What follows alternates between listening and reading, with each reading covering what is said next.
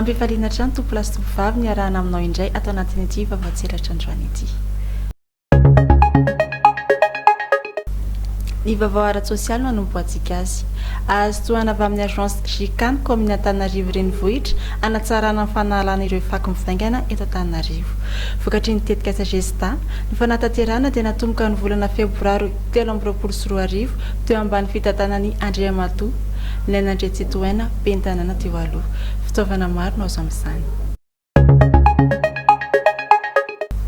Tsara ny tampanirin'ny zanak'azy namboleny folo alina andivakana karatra tamin'ny taon-dasa satria nahatratra 9 isan-jato izany.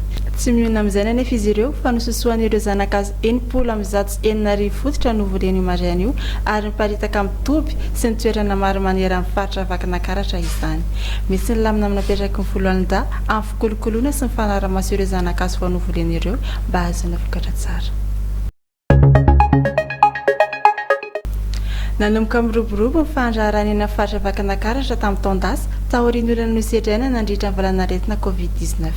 Mitombo hatrany ary mpisehatra izany, nivoatra izany nandritra ny fifampiarabana natao am-pikambana rehetra ao amin'ny fivondronan'ny orinasa ny vakana karatra na ny fiovà omaly ariva tany Antsirabe. Irona bebe kokoa amin'ny fanodinana vokatra eny an-toerana ny vina amin'ity taona ity mba apresiana ireo mpandrahara ireo. Dibidrany ihany koa ny tambary maro ao Ambatondrazaka vokatry ny orabe ny rotsaka iny. Ao Toamasina ihany koa dia lasivatry ny rotsakorana be dia be ka maro ireo voky tany dibidrano. Ny vaovao trangam-piarahamonina no izantsika azy. Rahavany zandary ny tambazotry ny tanora mpanao sito mahery sy mpitoroka zava-mahadomely ao Toamasina. Manana rafitra toy ireny amin'ny horonan-tsary ireny mihitsy izy ireo satria misy ny mpitarika ary misy ny mpandray baiko. Tsy niandrela nefa fa rahavany zandary ity tambazotra ity rehefa nahazona angom-baovao.